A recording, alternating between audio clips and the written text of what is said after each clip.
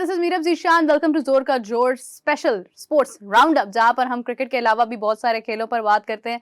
लेकिन जब क्रिकेट की दुनिया में भी कुछ बहुत बेहतरीन हो रहा हो तो डेफिनेटली क्रिकेट का जिक्र करना भी बहुत जबरदस्त है। तो मेरे साथ मौजूद हैं हमजा साजिद राना। हमजा, आज अगर बात की जाए, क्योंकि आज गजाल हमारे साथ नहीं है और गजाल जब भी होते हैं तो वो मेसी और रोनाल्डो की जो जंग होती है वो बहुत इंटरेस्टिंग होती है।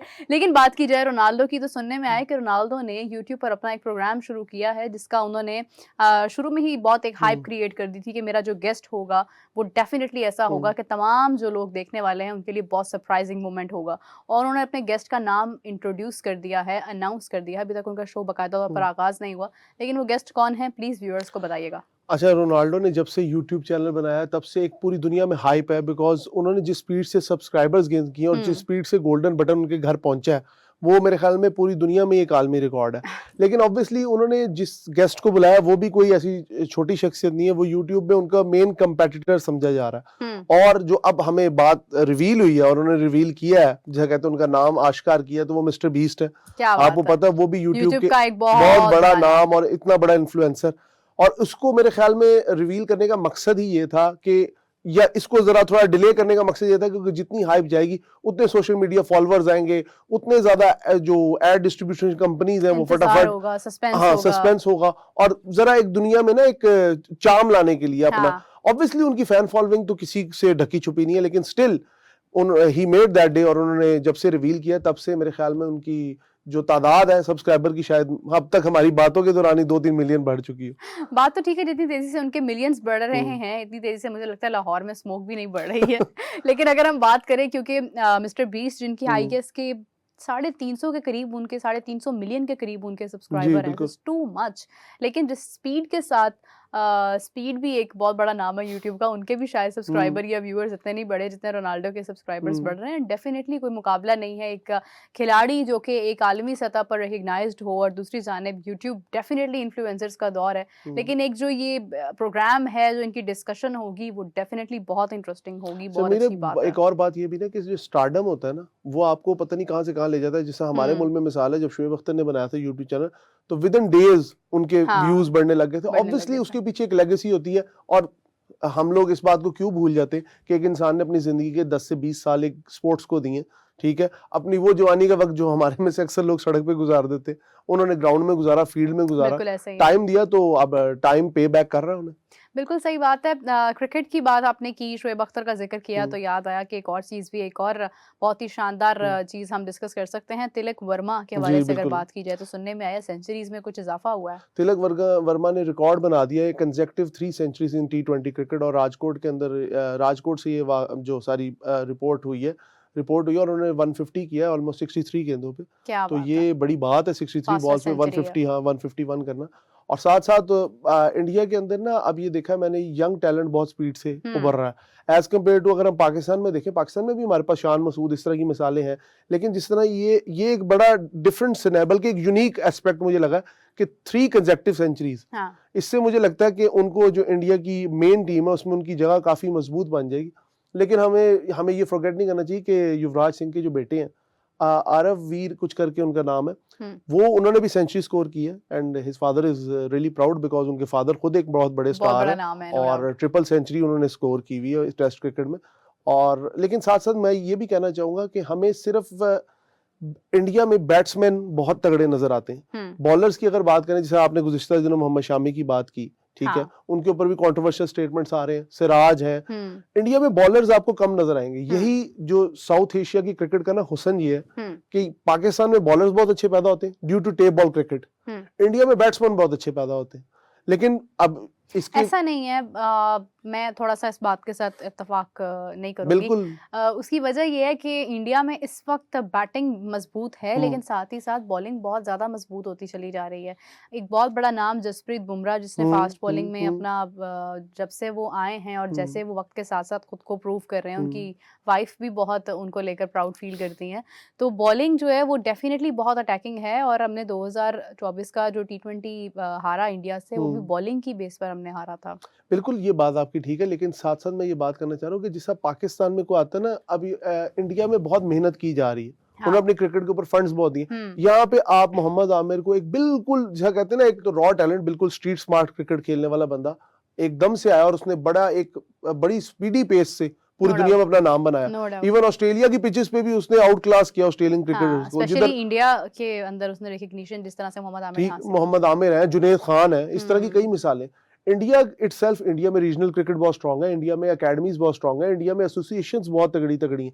पाकिस्तान में अगर हम देख लें तो लाहौर, कराची, इस्लामाबाद और पेशावर अगर हम साइड पे कर दें तो पाकिस्तान में और क्रिकेट कहाँ है? क्या यही है, पाकिस्तान बिल्कुल के सही सिर्फ बात शहर है। है? क्रिकेट है लेकिन उसको हम्म, हम फोकस ही नहीं करते हैं ना, हमने कभी उसको डेफिनेटली। हम लेकर ही नहीं आए हैं उस पैनल में कि जहाँ से हम सिलेक्शन कर सकें। इंडिया में एक चीज़ आई गेस के टैलेंट हंटिंग बहुत शानदार बहुत ज्यादा अंदाज है, में की नो जाती है। डाउट।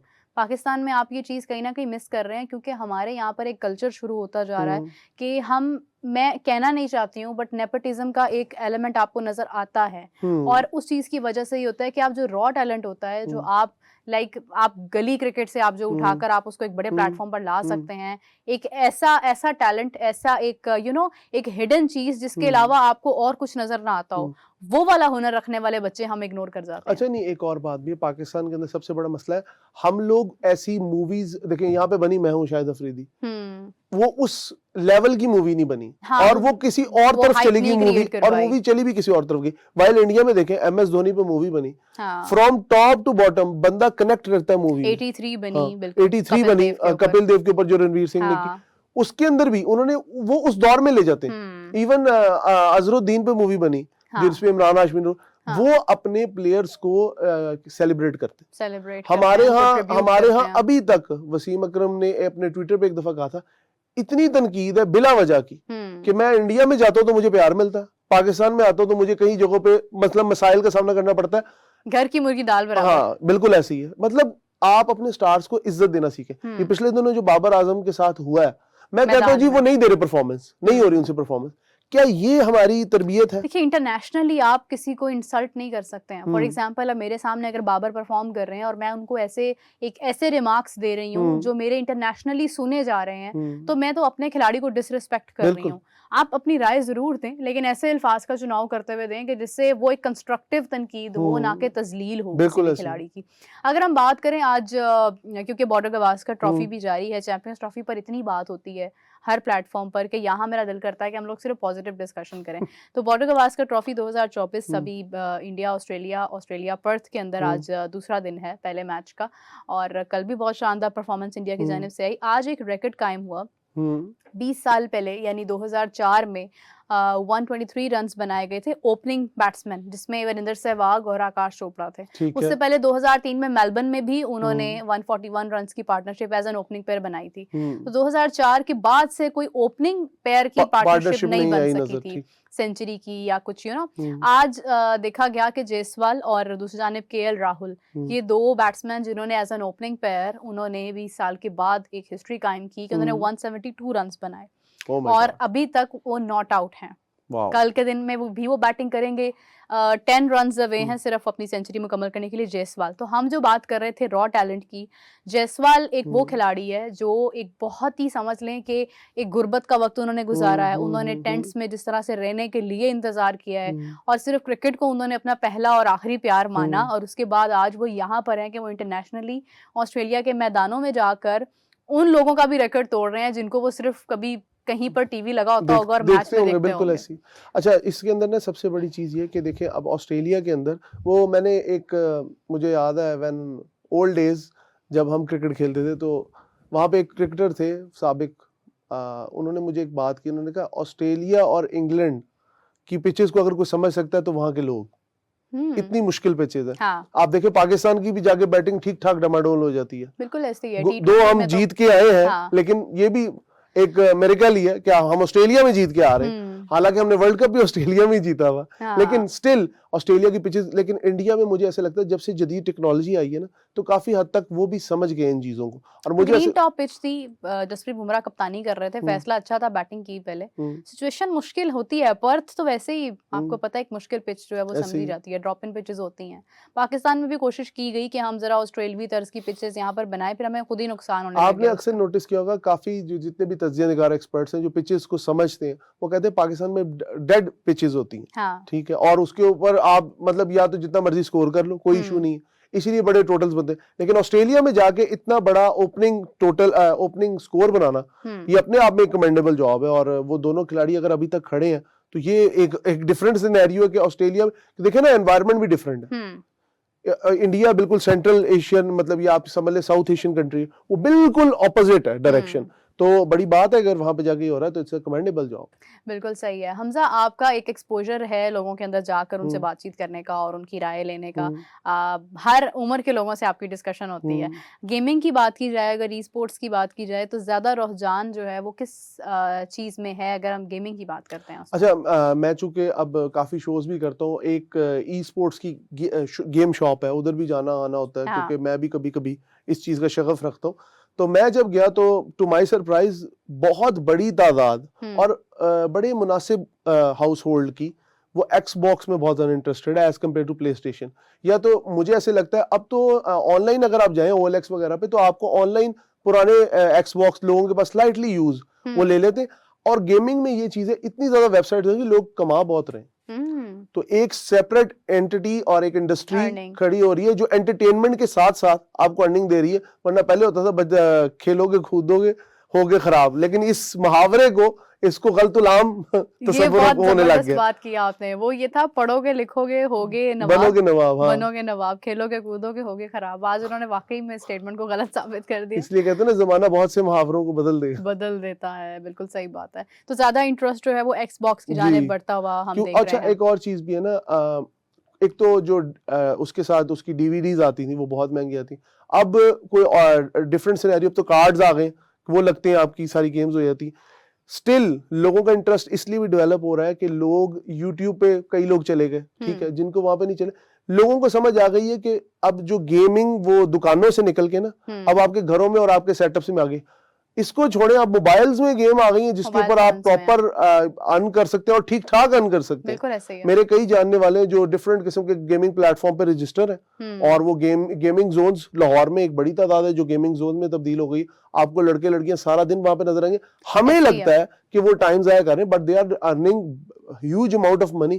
तो वो आपको ये चीज सोचनी चाहिए कि मुझे तो लगता है गवर्नमेंट को एक सेपरेट प्लेस बनानी चाहिए कि गवर्नमेंट के गेमिंग जोन हो, गवर्नमेंट उसमें से टैक्स कलेक्शन भी करे और साथ उनके ऊपर अगर कोई बहुत ज्यादा कमा रहा है, जिससे अभी पिछले दिनों आया था जी डिजिटल टैक्स होना चाहिए कि डिजिटल मार्केटिंग। लेकिन स्टिल आप सिर्फ एक जोन को कवर कर रहे हैं। आप इस तरफ आए ना, पहले हमारा मसला ही यहाँ पे सहूलत नहीं दी जाती, पहले ऊपर लगान लागू कर दिया जाता है। देखिए बहुत इंपॉर्टेंट है और ये चीज आई गेस के अगर आपको यूथ का इंटरेस्ट फैक्टर हासिल करना है तो आपको इस तरफ गौर करने की इंतहाई ज़रूरत है कि आप ये देखें कि इंटरेस्ट है किस चीज़ में। गेमिंग को तवज्जो दी जा सकती है एक बड़े प्लेटफॉर्म के ऊपर। आप एक प्राइज मनी अनाउंस करें, आप एक टूर्नामेंट अरेंज करें। अभी सऊदी अरब इस चीज़ को जिस तरह से प्रमोट कर रहा है, सऊदी अरब ने तो इसके ऊपर $60 मिलियन की इन्वेस्टमेंट की है और उसके अलावा उनके पास प्लान्स बहुत है। एक तो बात यह है कि उनकी जो रॉयल फैमिली है वो इंटरेस्टेड खुद है, तो वो जब वो 2500 पीपल की रॉयल फैमिली खुद इंटरेस्टेड है तो वो इन्वेस्ट भी अच्छा कर रहे हैं और वो इस चीज को आगे लेके चल भी रहे हैं। और सऊदी अरब में आप देखें अभी जो लास्ट इवेंट हुआ है उसमें मेरे ख्याल में पाकिस्तान समेत दुनिया के कई मुल्कों ने शिरकत की और ठीक ठाक उसके अंदर पैसा भी बना, इन्वेस्टर्स भी थे। और सबसे बड़ी बात जो फुटबॉल की है ना गेम्स, ई गेमिंग, वो सबसे ज्यादा अगर देखा जाए पॉपुलर है। और उसके बाद ये स्ट्रीट फाइटिंग और ये वाले डिफरेंट जो प्लेटफॉर्म आते हैं, टेकन टैग, इस तरह की गेम्स, इनको लोग ज्यादा पसंद करते हैं। बिल्कुल सही। और जैसा कि हम पहले बात कर रहे थे कि इससे ना सिर्फ आपका एक टैलेंट प्रोड्यूस हो रहा है बल्कि आप अर्निंग कर रहे हैं। और आप देखिए कि कितनी छोटी एज के बच्चे आजकल, जिनसे कोई सोच भी नहीं सकता है, जिनकी भी तालीम मुकम्मल नहीं हुई है, मैट्रिक तक वो नहीं गए हैं, वो भी अर्न कर रहे हैं और वो इंटरनेशनली रिकग्नाइज हो रहे हैं। पाकिस्तान में मैंने देखा है कि गुज़िश्ता कुछ वर्ष में बहुत सारे ऐसा एक यंग टैलेंट है, बच्चे हैं जिन्होंने IT के डिफरेंट प्लेटफॉर्म्स में अपने आप को रिकग्नाइज कराया। अगरचे इंडिया सबसे आगे, लेकिन पाकिस्तान में एक ढका छुपा ऐसा टैलेंट भी है जो कि हमारी यूथ उसके अंदर नंबर 1 है। और हमारे यंग एक अंडर 19 अंडर 18 के जो बच्चे हैं वो इस चीज के अंदर बहुत आगे हैं, समझते हैं गेमिंग को, समझते हैं टेक्निकलिटीज को, समझते हैं। बिल्कुल, IT पाकिस्तान में सब $1 billion industry right now in Pakistan. आप यहाँ पे सॉफ्टवेयर हाउसेस देखें, यहाँ पे टेक्नोलॉजी पार्क्स देखें, लाहौर के अंदर टेक्नोलॉजी पार्क है, कराची के अंदर, इस्लामाबाद के अंदर। जरूरत इस अमर की है कि गवर्नमेंट इसको अपने अंडर सुपरविजन लेके, इसको 4 स्टेप लेके इसको सबसे पहले बनाए। और सबसे बड़ी बात, जो इसके सर्वर सिस्टम्स है ना वो पाकिस्तान में इंडिजिनसली डेवलप हो।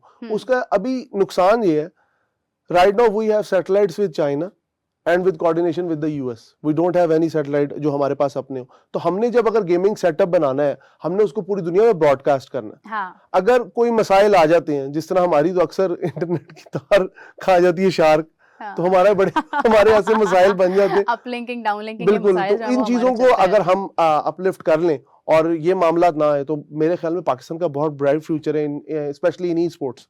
बिल्कुल सही बात है। और देखेंगे ये छोटी-छोटी टेक्निकलिटीज़ आपके वो बच्चे समझते हैं जिनसे आप उम्मीद नहीं कर सकते हैं। वो कहते हैं ना, पापा के फ़ोन की बैटरी कम थी, फ़ोन ऑफ हो गया, मैंने ठीक कर दिया, पापा ने समझा ये तो मेरा लेजेंड है बेटा, इसने मेरा फ़ोन ठीक कर दिया। तो मतलब अब आजकल छोटे-छोटे बच्चे जितनी बारीकी से चीज़ों को समझते हैं, आप तो बहुत सारा टैलेंट प्रोड्यूस कर खुशी है सकते भी हैं ना, जब डिजिटली। जिस तरह ही वो दुनिया में आते हैं उनको मोबाइल मिल जाता है। अब हमें तो मोबाइल की एक अरसे बाद थोड़ी समझ आने लगी। हाँ, वो शुरू से देखते तो they know how to treat the machine. या ऑफ इसलिए तो कोर्स उनके कहते लिए हैं मुश्किलात इसलिए नहीं तो होती कहते हैं हैं। आजकल के बच्चे भी मशीन ही हैं। बिल्कुल सही बात है। ख़ैर हमज़ा, बहुत इंटरेस्टिंग डिस्कशन हमारी रही और क्रिकेट की दुनिया में बहुत इंटरेस्टिंग रिकॉर्ड्स बन रहे हैं। आप लोग इस हवाले से क्या राय रखते हैं? कमेंट्स में ज़रूर बताइएगा। अभी के लिए मुझे और हमज़ा को दीजिए इजाज़त। अपना बहुत सारा ख्याल रखिएगा। Take care. Bye bye.